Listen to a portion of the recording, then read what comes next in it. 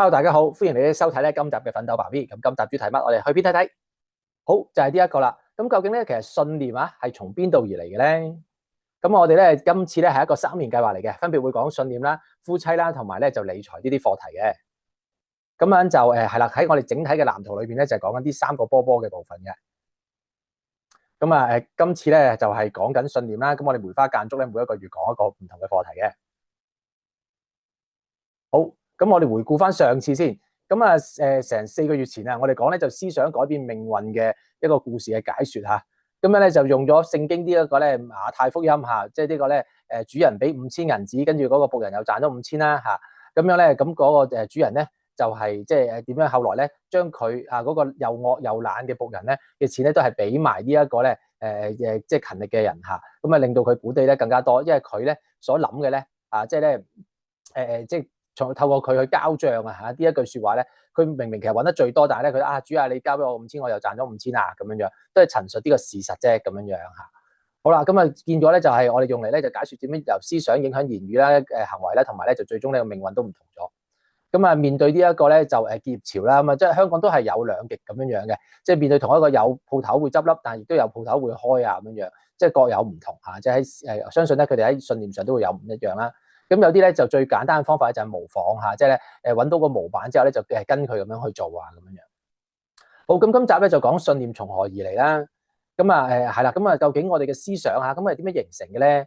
咁呢個都好出名啦，係咪？即係如果一張白紙裏面你見到呢一點咁樣，咁你究竟你有咩諗法咧吓？咁有啲人可能會覺得，哎呀污糟咗，張白紙唔用得啦。又或者有人會覺得，以為其實好啊，咁我可以變成我畫公仔嘅一個部分啊咁樣。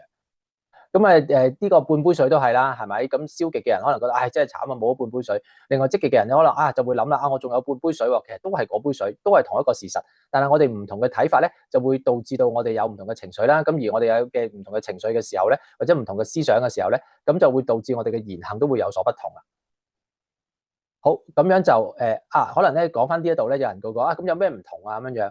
咁可能係呢個一路係講抱怨言咯，係啦。咁樣一個正面積極嘅人就會不斷可能感恩啊，有一個每還感恩嘅心享用呢杯水啊咁樣吓。好，咁信念從何而嚟啦？咁就嗱，其實有好多時都會係由我哋嘅父母而嚟嘅吓。咁樣我哋一出世其實無可避免我哋冇得揀啊，喺邊個嘅家庭嗰度出世。咁所以而父母亦都有佢自己嘅時代啦，同埋佢認知嘅上嘅限制啦。咁佢都可能都盡晒力啦，咁樣吓。咁我哋如果只係跟住父母學習嘅時候有時就會有呢個限制喺度咯。咁後來我又經歷咗咁好啦，就試下睇唔同嘅書啦，咁樣。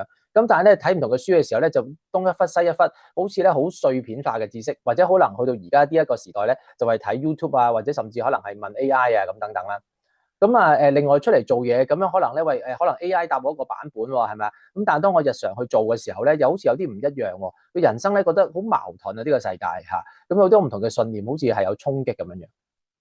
咁點樣拆解咧？對於我嚟講咧，其實當我發現原來可能我嘅認知都會受到父母嘅同埋時代嘅限制時，即係覺得父母嗰套唔 work 啦咁樣，或者咁我面對而家我嘅處境要點做咧？咁其實都係少不免冇辦法咧，就係必須要主動學習啦，同埋走出安舒區咯嚇，走出自己唔舒服嘅地方去學習新嘅事物啊，去挑戰舊有嘅思想啊咁樣嚇，咁不斷持續去更新自己咁樣。咁另外就係學嘅時候無論係透過唔同嘅人去學啦，有時睇好多唔同嘅書有啲個碎片化嘅知識啊，即係東一忽西一忽都唔知點樣應用到喺我日常生活嘅裏面。咁我而家慢慢學習到就係可能面對同一個問題啦，跟3個前輩或者老師去學習同一個課題。咁以至到就算我有一張白紙咁我一開始嘅時候初頭就跟呢個老師學真係唔識啦，跟住跟第二個老師學嘅時候因為已經有咗第一個老師嘅一啲嘅框架或者一個底喺度咁變咗分辨到第二個老師究竟佢哋有咩相同或者咩唔同咧？去到第3嘅時候，因為有埋第一同埋第二個老師嘅即係認知嘅時候咁樣就會更加係知道原來有啲嘢係大家共通喎，即係啲前輩佢哋如果大家都係成功原來佢哋要跟呢啲嘅共同嘅邏輯啊，或者但係佢哋各自亦都有唔同嘅分別，因為各有個老師都有佢自己唔同嘅強項啦咁樣。咁同埋就着重咗學就即係嗰個知識上嘅即係底層邏輯嗰個知識嘅底層邏輯啦咁樣，同埋或者嗰個框架咁樣係啦。咁樣就因為所有嘅知識慢慢我哋翻去根源嘅嗰度嘅時候其實可能都係大家嘅框架都係差唔多嘅啫，而唔同嘅框架亦都可以應用喺唔同嘅知識嘅上面咁樣。咁啊逐步咧就係咧即係建構自己嘅知識樹啦咁樣啊。咁我譬如我講一個例子咧，就係我諗特別係理財方面啦，係嘛？咁理財又五花八門喎，究竟學投資定係咩先咧？定係要儲錢咧，定係點樣咧？跟住後來發現咧，原來咧投資只不過係理財裡面嘅其中一個課題，而咧就係可能係記帳啊，要保持一個收入大於支出啊嘅呢一個嘅即係呢一個嘅習慣咧，咁先係重要。咁慢慢咧就會建構到自己咁嘅講法出嚟啦。好啦，咁啊，但係當我喺度學習嘅時候咧，就有唔同嘅，即係當我現實生活去實踐嘅時候，就有版本啊嘛，有唔同嘅版本就有矛盾啦嚇。咁啊，但係咧，我哋即係因為既然我都信咗耶穌啦，咁所以我哋咧就學習咧用聖經係成為我哋獨一無二嘅標準嚇。咁呢一個咧就例如啦，可能聖經話喂，咁你唔可以貪愛錢財喎。咦，咁但係我又學理財，咁我係咪貪愛錢財咧？咁我投資係咪想賺多啲錢咧？咁樣樣係嘛？好啦，咁但係即係投資最緊要賺錢啊嘛，咁係咪有矛盾咧咁樣？咁啊，後來咧就發現咧，其實好簡單，即係既然我相信咧一個神下，我只係人生得一個主，咁所以咧金錢就係我嘅僕人啦。咁而咧我金錢係我僕人嘅時候咧，我就要學好管理好呢個僕人咯。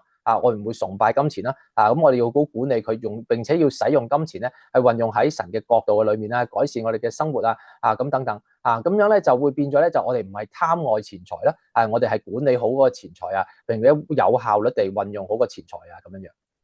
好啦，咁所以咧，當我哋有唔同嘅思想嘅框架係形成咗嘅時候咧，咁咧係會影響到我哋選擇嘅。